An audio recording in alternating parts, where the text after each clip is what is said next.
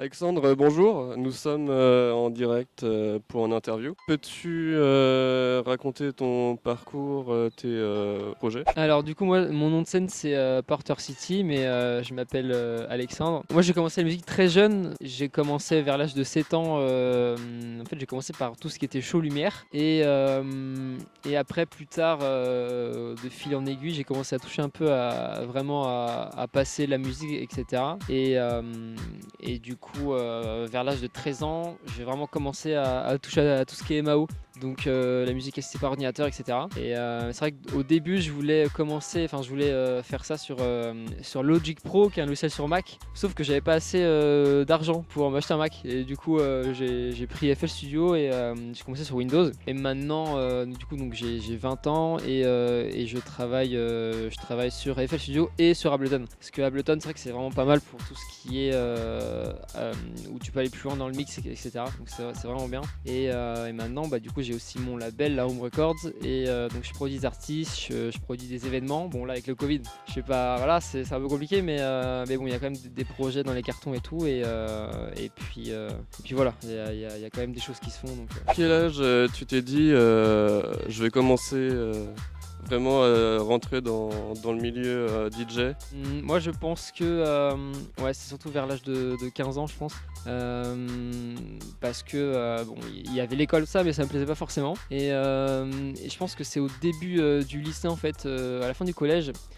Depuis tout petit, je voulais déjà faire ça, mais j'avais pas vraiment de visuel sur ce métier-là, parce que c'est quand même hyper vaste la musique, hein, il y a vraiment plein de corps de métier. Et c'est vrai que le fait d'être DJ, ça me plaisait, mais je voulais pas faire que ça. J'avais aussi envie de créer plus de choses, tu vois, par exemple des événements, pas forcément faire que de la musique, même si j'adore ça, et je pense que c'est ce qui va me pousser toujours à rester dans ce milieu-là, mais c'est vrai que je voulais toujours avoir ce côté artistique vraiment à fond, à 100%, donc faire du design par exemple, de la lumière, etc. Et c'est vrai que j'aime vraiment bien toucher à tout de base, et c'est vrai que je trouve que l'école, il me manquait un peu ce truc de pouvoir toucher à tout, etc. Et bon, bah, comme je suis assez tête de mule et que j'ai une idée dans la tête, bah, je fonce tête baissée. Et voilà, donc ouais, surtout vers l'âge de 15 ans, je pense que j'ai vraiment voulu concrétiser ce projet-là. En tant que DJ, tu t'appelles Porter City. Pourquoi ce nom? Alors, du coup, Porter City, en fait, ça vient de. J'ai toujours en fait été attiré par les États-Unis. En fait, je suis allé sur Google Maps.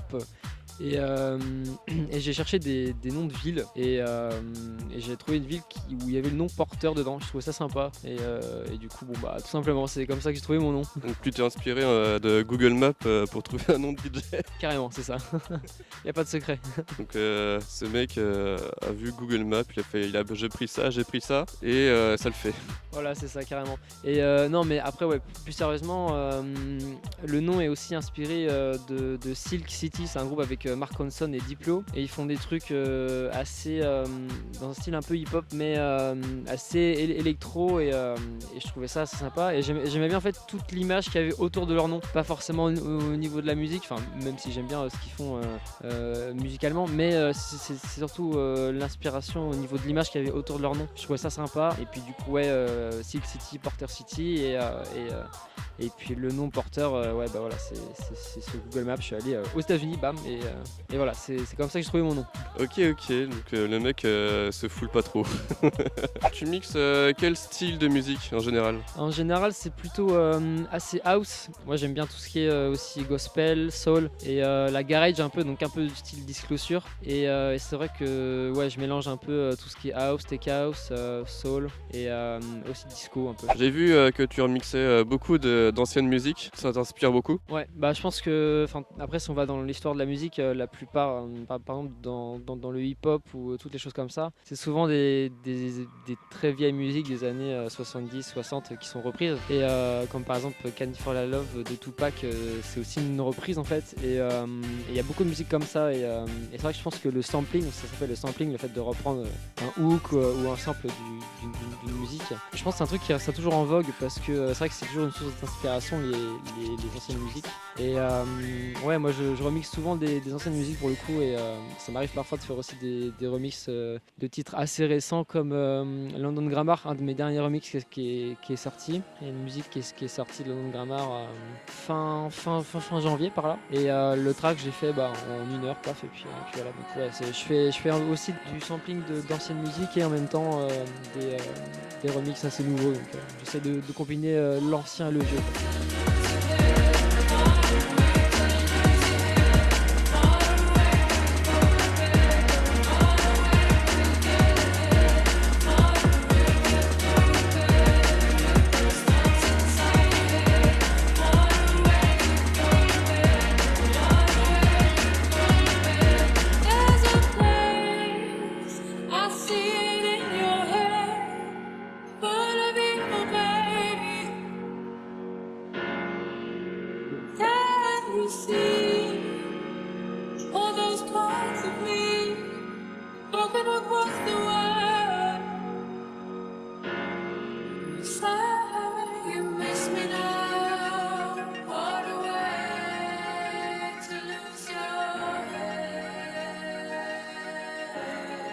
J'ai vu que tu avais sorti aussi un nouveau remix sur une chanteuse américaine. Ouais, c'est ça. C'est mon tout dernier remix là qui est sorti fin février. Et ouais, c'est un remix de Aretha Franklin, donc une grande diva soul. Ouais, il y a un peu des influences soul que j'aime vraiment beaucoup, et aussi garage, house, et avec des influences un peu 90 avec des espèces de percus un peu wood, de la TR 808. Et voilà, j'essaie de combiner toutes ces influences en une track. Et ouais, j'ai pu la tester lors d'un set que j'avais fait dans une radio, et ça avait plutôt bien marché parce qu'il y avait du monde. Bon, après tout le monde était testé et tout ça, mais il y avait du monde dans les studios, et et j'ai profité pour la tester. Et elle a quand même bien marché, donc voilà. T'es assez heureux de ta track en fait. Ouais.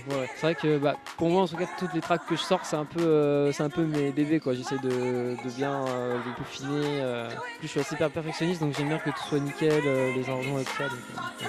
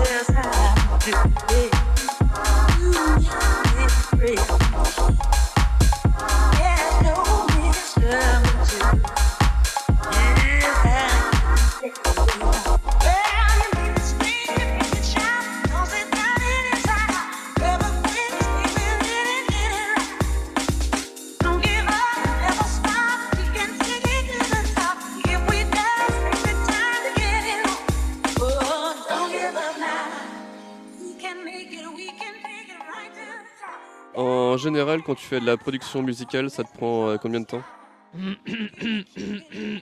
Tu couperas au montage aussi. Non.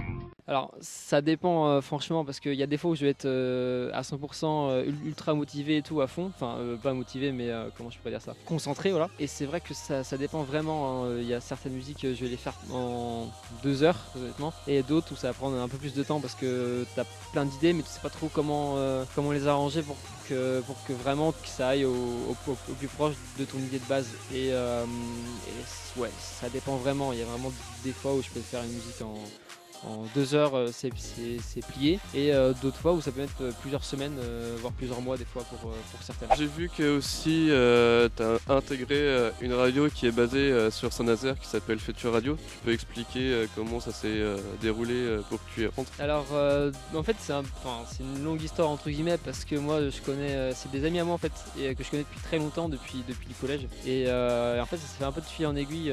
Il y avait un copain à moi qui était on était dans le même collège et en fait ça fait plus longtemps que je vais faire de la musique déjà hein. Et il me parlait qu'il avait une radio etc. Puis du coup ça s'est fait comme ça, il m'a dit tiens j'ai une radio machin, je bosse dans une radio et puis du coup il m'a fait visiter machin et puis de fil en aiguille ça s'est fait comme ça en fait, c'est vraiment que des potes et puis ouais c'est pas forcément des histoires de contacts etc. pour ce cas là, c'est vraiment un truc de potes en fait. Et j'ai commencé à rentrer dans la radio, première visite je crois que ça devait être courant 2016 et après 2017 jusqu'à maintenant je vois aussi l'évolution de la radio et puis ouais ça fait un petit bout de temps maintenant que je connais les gars et puis aussi tous les employés, les bénévoles de la radio donc voilà. J'ai vu aussi que tu as fait un gros mix au Warehouse, tu peux expliquer ta grande joie je pense? Ouais oui alors en fait je sais pas trop comment ça a pu se goupiller. En fait c'est Philippe, donc l'un des 3 gérants du Warehouse qui m'a appelé un soir, il était vers 16h et il me dit salut Alex tu vas bien etc. machin. Et il me dit est-ce que t'es à Nantes? Je dis ouais je suis sur Nantes. Puis là il me dit écoute on vient d'avoir un désistement machin etc. Est-ce que ça te dit de venir jouer et tout ça ce soir? Je pense que t'as dû dire oui directement. Ouais oui du coup j'ai même pas réfléchi. Donc il me dit faut être là à 18h et tout ça parce que du coup il y avait le couvre-feu et puis je devais jouer à 18h30. Donc j'ai eu le temps de prendre une douche, préparer ma clé USB, enfin non, même pas, genre de juste prendre ma clé USB, prendre mon bob, m'habiller et hop là j'arrive là-bas tout ça, j'avais rien préparé du tout et puis j'étais tellement dans ma bulle que du coup j'ai vraiment bien kiffé le mix. Bon c'est vrai qu'après je suis assez perfectionniste donc j'avais qu'une envie, c'est de regarder la vidéo pour voir les postures que j'avais etc. Bon après il y a toujours des trucs à modifier mais c'est vrai que en soi le set musicalement je trouve qu'il reflète quand même pas mal ce que je veux faire, donc c'était vraiment une belle occasion et ouais franchement j'ai pris un gros kiff au Warehouse, franchement c'était cool. Quand tu fais des mix, généralement tes sets tu les prépares ou tu fais totalement à l'arrache? Je les prépare toujours, après je me force tu sais jamais ce que tu vas jouer en fait parce que la plupart du public par exemple tu vas te prévoir une tracklist, l'émotion du public sera carrément différente donc tu peux pas forcément toujours avoir sauf en festival à la limite, mais et encore c'est vrai que la plupart que ce soit en club ou dans d'autres types de soirées, c'est vrai que je sais toujours par quelle musique je vais commencer et par quelle je vais finir, mais au milieu je sais jamais, ça va toujours être je peux toujours pouvoir modifier en fait. Tu fais par rapport au public en fait? Ouais, je fais tout par rapport au public. C'est très rare que je prépare mes sets, comme je t'ai dit, je prépare ma musique d'entrée, mon intro et je sais ce que je vais par la fin, mais au milieu c'est open quoi. Généralement tu mixes de la musique un peu générale ou vraiment des fois tu te bases sur un style de son? Je me base toujours sur un style de son, je joue pas trop généraliste, c'est pas trop. Après il en faut pour tout le monde hein, mais c'est pas trop mon ordre d'image et d'idées. Après je joue quand même assez house, disco, tech house, un peu électro aussi parfois, mais ça reste quand même sur un style très, très défini. Après, rien ne m'empêche de pouvoir passer un track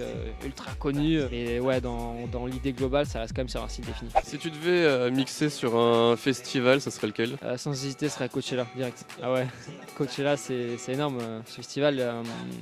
Les gens, en fait, ça se voit, tout le monde vient pour la musique, t'as plein d'artistes différents, et je pense que c'est l'un des festivals artistiquement, et même pour les gens qui viennent, je pense que tu dois faire des très grosses découvertes, donc ouais, Coachella sans hésiter. Si jamais on te dit viens mixer à Tomorrowland ou à Ultra, t'irais? Oui, évidemment. Évidemment, mais ouais, je pense que si un jour je fais Coachella, je me dirais bon bah là ça va, j'ai quand même bien fait ma carrière, Coachella, ça serait quand même cool. Peux-tu raconter ton parcours depuis le début jusqu'à maintenant? Oui, donc du coup ça a vraiment commencé à partir de mes 15 ans. Vers 17-18 ans, j'ai intégré une école de musique et donc là j'ai commencé à avoir, j'ai pu perfectionner tout ce qui est production musicale, compétences marketing, parce que c'est malheureusement, je sais pas comment dire ça, mais c'est quelque chose businessment parlant, faut en savoir quoi quand tu veux rentrer dans ce milieu. Chose que je savais pas forcément. Moi j'avais les pépites dans les yeux et tout ça, donc voilà. Quand j'ai appris ça, qu'il fallait avoir tout ce côté contact, relationnel, machin. Moi qui de base suis quand même assez timide, bon j'ai un peu déchanté quand j'ai appris tout ce côté-là. Ouais, moi je voulais justement faire ce corps de métier-là et bon, bah, j'y vais tête baissée et j'apprends à fond et voilà. Et donc ouais, autour de mes 15 ans, ouais, ça a vraiment commencé à prendre un peu plus en ampleur. Et des suites de ça, vers 19 ans, j'ai travaillé sur un gros label international avec des gros artistes de signés dessus comme Carl Cox, Garo, etc. Donc là, j'ai quand même appris pas mal de choses. Mais après, ouais, j'ai voulu un peu quitter ce label-là parce que bon, on s'entendait pas forcément sur tout le plan de communication, etc. Puis j'avais envie de faire un peu gérer mes projets, etc. Et puis ce que j'aime bien, être aux manettes. Et c'est des suites de ça que j'ai créé mon propre label et avec vraiment une ligne directrice très définie, etc. Et voilà. Mais c'est vrai que dans ce milieu-là, il faut vraiment être bien entouré.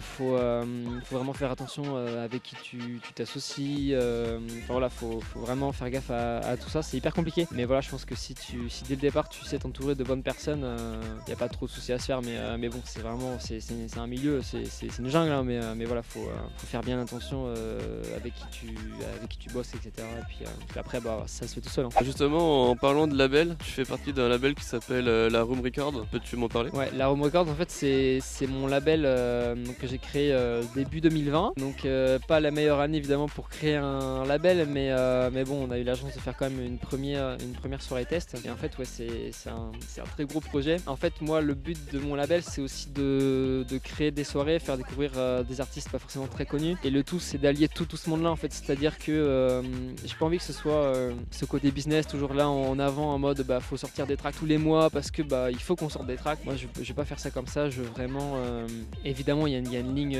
directrice. Hein, c'est pas à l'arrache du tout. Mais voilà, je veux vraiment qu'il y ait aussi ce côté feeling qui se ressente. Là, on a quand même pas mal de projets de prévus pour cet été, sous réserve du Covid évidemment. Mais on va avoir des soirées sur des rooftops, des soirées dans des galeries d'art. Voilà, on a aussi sûrement sur Nantes par la suite. Donc voilà, il y a quand même pas mal de choses qui se préparent.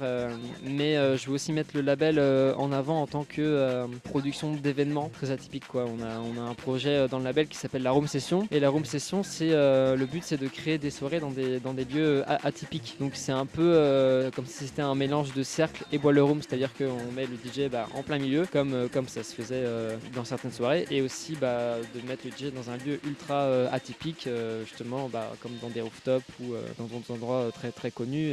Et voilà, ce projet-là, c'est vraiment quelque chose qui a pour but de mettre en avant le label et de après créer toute une communauté qui vient pour la musique, pour découvrir des artistes et aussi pour la musique qu'on sort sur le label. Donc voilà, c'est vraiment le but de ce projet-là. Tu parles de rooftop, c'est quoi exactement? En fait, c'est souvent sur le toit d'un immeuble. Donc ça peut être par exemple, imaginons, ça va pas se faire parce que là, malheureusement elle est en rénovation, mais c'est comme si c'était sur le toit de la Tour de Bretagne, quoi, au niveau du nid en fait. Ça s'appelle les rooftops, c'est souvent des lieux qui sont assez en hauteur, soit fermés, soit ouverts en fait. C'est vraiment mixé en extérieur. Ouais, c'est ça. Ça peut être aussi, ouais, comme tu disais, dans des galeries d'art, mais aussi à l'extérieur. Mais voilà, c'est en fait les room sessions. C'est aussi le but. C'est comme si c'était un espèce de cocon où tu peux venir sans complexe, etc.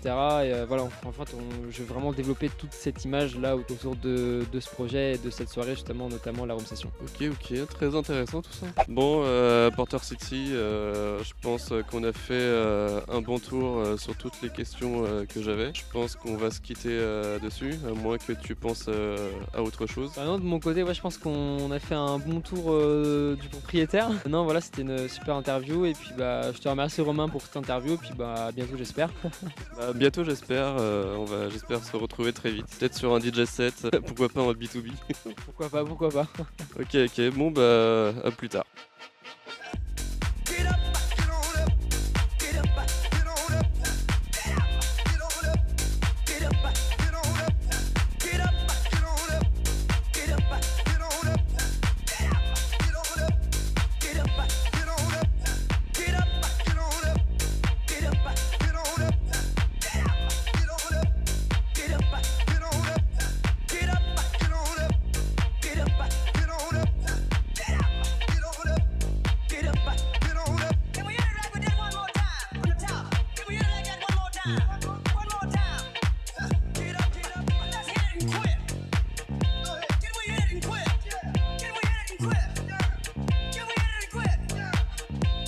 up.